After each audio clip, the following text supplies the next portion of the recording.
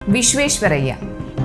ಬಹುಶಃ ಈ ಹೆಸರನ್ನು ಕೇಳದೇ ಇದ್ದವರು ನಮ್ಮ ನಾಡಿನಲ್ಲೇ ಯಾರೂ ಇರಲಿಕ್ಕಿಲ್ಲ. ಇವರ ಪೂರ್ತಿ ಹೆಸರು ಮೋಕ್ಷಗುಂಡಂ ವಿಶ್ವೇಶ್ವರಯ್ಯ. ಬ್ರಿಟಿಷರ ಆಳ್ವಿಕೆಯ ಸಮಯದಲ್ಲಿ ಭಾರತ ಕಂಡಂತಹ ಅತ್ಯಂತ ಶ್ರೇಷ್ಠ ಸಿವಿಲ್ ಇಂಜಿನಿಯರ್ ಆಗಿ ಕೆಲಸ ಮಾಡಿ ಕರ್ನಾಟಕದ, ಅದರಲ್ಲೂ ಮೈಸೂರು ಸಂಸ್ಥಾನಕ್ಕೆ ಅನೇಕ ಕೊಡುಗೆಗಳನ್ನು ನೀಡಿದ ನಮ್ಮ ದೇಶದ ಹೆಮ್ಮೆಯ ವ್ಯಕ್ತಿ.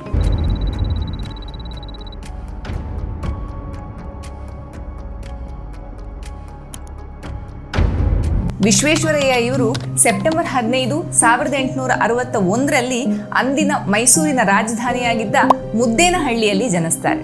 ಈ ಹಳ್ಳಿ ಇಂದಿನ ಚಿಕ್ಕಬಳ್ಳಾಪುರ ಜಿಲ್ಲೆಗೆ ಸೇರ್ತದೆ. ಇವರು ತೆಲುಗು ಭಾಷಿಗರಾದ ಮೋಕ್ಷಗುಂಡಂ ಶ್ರೀನಿವಾಸ ಶಾಸ್ತ್ರಿ ಹಾಗೂ ವೆಂಕಟಲಕ್ಷ್ಮಿ ದಂಪತಿಗಳ ಸುಪುತ್ರ. ಇವರ ಪೂರ್ವಜರು ಇಂದಿನ ಆಂಧ್ರ ಪ್ರದೇಶದ ಪ್ರಕಾಶಂ ಜಿಲ್ಲೆಯ ಮೋಕ್ಷಗುಂಡಂ ಗ್ರಾಮಕ್ಕೆ ಸೇರಿದವರಾಗಿದ್ದು, ವಿಶ್ವೇಶ್ವರಯ್ಯ ಇವರು ಹುಟ್ಟುವುದಕ್ಕಿಂತಲೂ ಮೊದಲೇ ಮೈಸೂರಿಗೆ ವಲಸೆ ಬಂದಿದ್ದರು. ಇವರು ತಮ್ಮ ಪ್ರಾಥಮಿಕ ವಿದ್ಯಾಭ್ಯಾಸವನ್ನ ಬೆಂಗಳೂರಿನಲ್ಲಿ ಮುಗಿಸ್ಕೊಂಡು ಮುಂದೆ ತಮ್ಮ BSc ಪದವಿಯನ್ನ ಮೆಡ್ರಾಸ್ ಯೂನಿವರ್ಸಿಟಿಯಿಂದ ಪಡ್ಕೊಳ್ತಾರೆ. ನಂತರ ಇಂಜಿನಿಯರಿಂಗ್ ಪದವಿಯನ್ನ ಕಾಲೇಜ್ ಆಫ್ ಇಂಜಿನಿಯರಿಂಗ್ ಪುಣೆಯಲ್ಲಿ ಮುಗಿಸ್ಕೊಂಡು ಮುಂದೆ ಸಿವಿಲ್ ಇಂಜಿನಿಯರಿಂಗ್ ನಲ್ಲಿ ಡಿಪ್ಲೊಮಾವನ್ನ ಮಾಡ್ಕೊಳ್ತಾರೆ. ವಿಶ್ವೇಶ್ವರಯ್ಯ ಇವರು ತಮ್ಮ ವೃತ್ತಿ ಜೀವನವನ್ನ ಬ್ರಿಟಿಷ್ ಸರ್ಕಾರದ ಅವಧಿಯಲ್ಲಿ ಇಂಜಿನಿಯರ್ ಆಗಿ ಪ್ರಾರಂಭಿಸ್ತಾರೆ. 1885ರಲ್ಲಿ ಮೊದಲ ಸಲ ಸಹಾಯಕ ಇಂಜಿನಿಯರ್ ಆಗಿ ಮುಂಬೈನ ಪಬ್ಲಿಕ್ ವರ್ಕ್ ಡಿಪಾರ್ಟ್ಮೆಂಟ್ನಲ್ಲಿ ನೇಮಕಗೊಳ್ತಾರೆ. ಅಲ್ಲಿ ಅವರು ನೀಡಿದ ಸುದೀರ್ಘ ಸೇವೆಯ ನಂತರ ಅವರ ಯೋಗ್ಯತೆಯನ್ನು ಗುರುತಿಸಿದಂತಹ ಆಗಿನ ಸರ್ಕಾರ 1899ರಲ್ಲಿ ಅವರನ್ನ ಭಾರತೀಯ ನೀರಾವರಿ ನಿಗಮಕ್ಕೆ ನೇಮಕ ಮಾಡ್ತಾರೆ. ಅಲ್ಲಿ ಅವರು ಡೆಕ್ಕನ್ ಪ್ರಸ್ಥಭೂಮಿಗೆ ಸರಿ ಹೊಂದುವಂತಹ ಒಂದು ಜಟಿಲವಾದಂತಹ ನೀರಾವರಿ ವ್ಯವಸ್ಥೆಯನ್ನ ಅನ್ವೇಷಿಸ್ತಾರೆ. ಈ ನೀರಾವರಿ ವ್ಯವಸ್ಥೆ ಅಣೆಕಟ್ಟುಗಳಿಂದ ಹೆಚ್ಚುವರಿಯಾಗಿ ಹೊರಬರುವಂತಹ ನೀರನ್ನ ಹೊರಗೆ ಹಾಕಲಿಕ್ಕೆ ಆಟೋಮೆಟಿಕ್ ಆಗಿ ಗೇಟ್ ಓಪನ್ ಆಗುವಂತಹ ವ್ಯವಸ್ಥೆಯ ಆವಿಷ್ಕಾರ ಆಗಿತ್ತು. ಆಟೋಮೆಟಿಕ್ ವಿಯರ್ ಫ್ಲಡ್ ಗೇಟ್ಸ್ ಅಂತ ಹೇಳಿ ಕರೆಸ್ಕೊಂಡಂತಹ ಈ ಆವಿಷ್ಕಾರವನ್ನ ಮೊದಲ ಸಲ 1903ನೇ ಇಸ್ವಿಯಲ್ಲಿ ಪುಣೆಯ ಹತ್ರ ಖಡಕ್ ವಸ್ಲಾ ಅಂತ ಹೇಳುವಂತಹ ಅಣೆಕಟ್ಟಿಗೆ ಅಳವಡಿಸಲಾಯಿತು. ಈ ವ್ಯವಸ್ಥೆಯು ಡ್ಯಾಮ್ಗೆ ಯಾವುದೇ ತೊಂದರೆ ಆಗದಂತೆ ಗರಿಷ್ಠ ಮಟ್ಟದ ನೀರನ್ನು ಸಂಗ್ರಹಿಸುವಲ್ಲಿ ಯಶಸ್ವಿಯಾಗ್ತದೆ. ಈ ಯಶಸ್ಸಿನ ನಂತರ ಈ ಸಿಸ್ಟಮ್ ಅನ್ನ ಗ್ವಾಲಿಯರ್ನ ಟಿಗ್ರಾ ಡ್ಯಾಮ್ ಹಾಗೂ ಮೈಸೂರಿನ KRS ಡ್ಯಾಮ್ನಲ್ಲೂ ಅಳವಡಿಸಲಾಗ್ತದೆ. ನಂತರ ವಿಶ್ವೇಶ್ವರಯ್ಯ ಇವರು ಕೋಲಾಪುರದ ಲಕ್ಷ್ಮೀ ತಲವ್ ಡ್ಯಾಮ್ನ ಮುಖ್ಯ ಇಂಜಿನಿಯರ್ ಆಗಿ ಕೆಲಸ ಮಾಡ್ತಾರೆ. 1906-7ರ ಅಂದಾಜಿನಲ್ಲಿ ಆಗಿನ ಬ್ರಿಟಿಷ್ ಸರ್ಕಾರ ವಿಶ್ವೇಶ್ವರಯ್ಯ ಇವರನ್ನ ನೀರಿನ ಪೂರೈಕೆ ಹಾಗೂ ಒಳಚರಂಡಿ ವ್ಯವಸ್ಥೆಗಳ ಅಧ್ಯಯನಕ್ಕಾಗಿ ಬ್ರಿಟಿಷ್ ಕಾಲನಿ ಆಫ್ ಏಡನ್ ಅಂದ್ರೆ ಈಗಿನ ಯಮನ್ ದೇಶಕ್ಕೆ ಕಳಿಸ್ಕೊಡ್ತಾರೆ. ಅಲ್ಲಿನ ಸಮಸ್ಯೆಗಳ ಬಗ್ಗೆ ಅಧ್ಯಯನವನ್ನ ಮಾಡಿ ಅದಕ್ಕೆ ಸೂಕ್ತ ಪ್ರಾಜೆಕ್ಟ್ ಅನ್ನು ತಯಾರು ಮಾಡಿ ಅದರಲ್ಲೂ ಯಶಸ್ವಿಯಾಗ್ತಾರೆ. ಮುಂದೆ 1908ನೇ ಇಸ್ವಿಯಲ್ಲಿ ಅಧ್ಯಯನಗಳನ್ನು ಮುಂದುವರಿಸಬೇಕು ಅಂತ ಹೇಳುವಂತಹ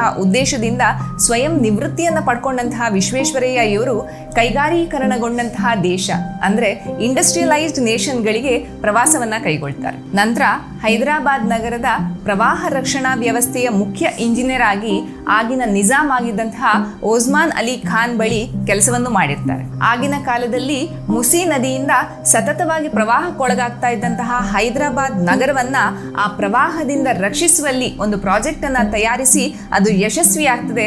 ಇಷ್ಟು ಮಾತ್ರವಲ್ಲ, ವಿಶಾಖಪಟ್ಟಣದ ಬಂದರಿನಲ್ಲಿ ಸಮುದ್ರದ ಕೊರೆತವನ್ನ ತಡೆಯುವಲ್ಲಿ ವಿಶ್ವೇಶ್ವರಯ್ಯ ಇವರು ಆವಿಷ್ಕರಿಸಿದಂತಹ ಒಂದು ಪ್ರಾಜೆಕ್ಟ್ ಬಹಳ ಯಶಸ್ವಿಯಾಗಿರುತ್ತದೆ. ನವೆಂಬರ್ 1909ನೇ ಇಸ್ವಿಯಲ್ಲಿ ಆಗಿನ ಮೈಸೂರಿನ ದಿವಾನರಾಗಿದ್ದಂತಹ VP ಮಾಧವರಾವ್ ಇವರ ಆಹ್ವಾನದಂತೆ ವಿಶ್ವೇಶ್ವರಯ್ಯ ಇವರು ಮೈಸೂರು ಸಂಸ್ಥಾನದ ಮುಖ್ಯ ಇಂಜಿನಿಯರ್ ಆಗಿ ನೇಮಕಗೊಳ್ತಾರೆ. 1911ನೇ ಇಸ್ವಿಯಿಂದ ಪ್ರಾರಂಭಗೊಂಡು 1932ನೇ ಇಸ್ವಿಯಲ್ಲಿ ಸಂಪೂರ್ಣಗೊಂಡಂತಹ ಕೃಷ್ಣರಾಜಸಾಗರ ಅಣೆಕಟ್ಟು ಅಂತ ಹೇಳಿದ್ರೆ KRS ಡ್ಯಾಮ್ ಅನ್ನ ಕಟ್ಟಿದಂತಹ ಕೀರ್ತಿ ಆಗಿನ ಮುಖ್ಯ ಇಂಜಿನಿಯರ್ ಆಗಿದ್ದಂತಹ ವಿಶ್ವೇಶ್ವರಯ್ಯ ಇವರಿಗೆ ಸಲ್ತದೆ. ಈ ಅಣೆಕಟ್ಟಿನ ನಂತರ ಮೈಸೂರಿನ ಸಂಪೂರ್ಣ ಚಿತ್ರಣವೇ ಬದಲಾಗಿದೆ ಅಂತ ಹೇಳುವಂಥದ್ದು ಸತ್ಯ.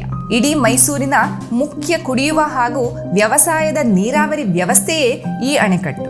ಈ ಅಣೆಕಟ್ಟನ್ನ ಕಟ್ಟಲಿಕ್ಕೆ ಪ್ರಾರಂಭವಾದ ಒಂದೇ ವರ್ಷದಲ್ಲಿ ಅಂದ್ರೆ 1912ನೇ ಇಸ್ವಿಯಲ್ಲಿ ವಿಶ್ವೇಶ್ವರಯ್ಯ ಇವರನ್ನ ಮೈಸೂರು ಸಂಸ್ಥಾನದ 19ನೇ ದಿವಾನರಾಗಿ ನೇಮಿಸಲಾಗ್ತದೆ. 1912ನೇ ಇಸ್ವಿಯಿಂದ 1918ನೇ ಇಸವಿಯವರೆಗೆ ದಿವಾನರಾಗಿ ಕೆಲಸ ಮಾಡಿದಂತಹ ವಿಶ್ವೇಶ್ವರಯ್ಯ ಇವರು ಆಗಿನ ಮೈಸೂರಿನ ಮಹಾರಾಜರಾಗಿದ್ದಂತಹ ನಾಲ್ವಡಿ ಕೃಷ್ಣರಾಜ ಒಡೆಯರ್ ಇವರ ಕೊಡುಗೆಗಳನ್ನು ಬಳಸಿಕೊಂಡು ಹಲವಾರು ಫ್ಯಾಕ್ಟರಿಗಳನ್ನು, ಇಂಡಸ್ಟ್ರಿಗಳನ್ನು, ಶಾಲೆಗಳನ್ನು ಸ್ಥಾಪಿಸಿರ್ತಾರೆ. Mysore soap factory, parasitoid laboratory, Mysore iron and steel works Bhadravati, Shri Jayachamarajendra polytechnic college Bengaluru, Bengaluru ಕೃಷಿ ಮಹಾವಿದ್ಯಾಲಯ, state bank of Mysore, century club, ಈಗಿನ federation of Karnataka chamber of commerce and industry, ಈಗಿನ apex chamber of Karnataka, Bengaluru press, ಇವೆಲ್ಲದರ ಜೊತೆಗೆ ಬೆಂಗಳೂರಿಗೆ 1917ನೇ ಇಸ್ವಿಯಲ್ಲಿ ಸರ್ಕಾರಿ ಇಂಜಿನಿಯರಿಂಗ್ ಕಾಲೇಜನ್ನು ತರುವಲ್ಲಿ ಅತ್ಯಂತ ಶ್ರಮವನ್ನು ವಹಿಸಿರ್ತಾರೆ.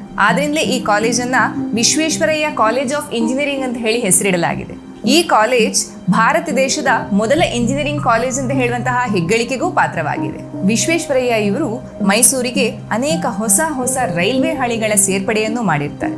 ಇವೆಲ್ಲವೂ ಈಗ ಸೌತ್ ವೆಸ್ಟರ್ನ್ ರೈಲ್ವೆಯ ಭಾಗ ಆಗಿರ್ತದೆ. ಇವರು ದಿವಾನರಾಗಿದ್ದಂತಹ ಸಮಯದಲ್ಲಿ ಹಲವಾರು ಕೈಗಾರಿಕಾ ಉದ್ಯಮಗಳಿಗೆ ಪ್ರೈವೇಟ್ ಫಂಡಿಂಗ್ ಅನ್ನು ಹೂಡಿಸುವಲ್ಲಿ ಸಫಲರಾಗಿರ್ತಾರೆ. ತಿರುಪತಿ ಹಾಗೂ ತಿರುಮಲದ ನಡುವಿನ ಮೊದಲ ರಸ್ತೆ ನಿರ್ಮಾಣದ ಬ್ಲೂ ಪ್ರಿಂಟ್ ಅನ್ನು ತಯಾರಿಸಿದ್ದು ಇವರೇ. ವಿಶ್ವೇಶ್ವರಯ್ಯ ಇವರು ತಮ್ಮ 90ನೇ ವಯಸ್ಸಿನಲ್ಲಿ ಬಿಹಾರದಲ್ಲಿ ಗಂಗಾ ನದಿಗೆ ಕಟ್ಟಲಾದಂತಹ ಮೊಕಾಮ ಸೇತುವೆಗೂ ತಾಂತ್ರಿಕ ಸಲಹೆಯನ್ನ ನೀಡಿರ್ತಾರೆ ಅಂತ ಹೇಳಿ ಕೇಳಬೇಕಾದ್ರೆ ಇವರ ಬದ್ಧತೆಯನ್ನ ನಾವು ಅರ್ಥ ಮಾಡ್ಕೊಳ್ಳೇಬೇಕು.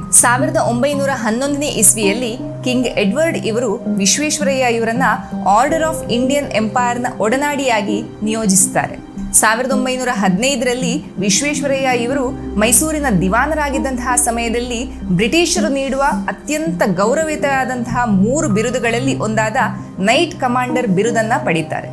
ಭಾರತದ ಸ್ವಾತಂತ್ರ್ಯ ನಂತರ ಇವರಿಗೆ 1955ನೇ ಇಸ್ವಿಯಲ್ಲಿ ಭಾರತ ರತ್ನವನ್ನು ನೀಡಿ ಗೌರವಿಸಲಾಯಿತು.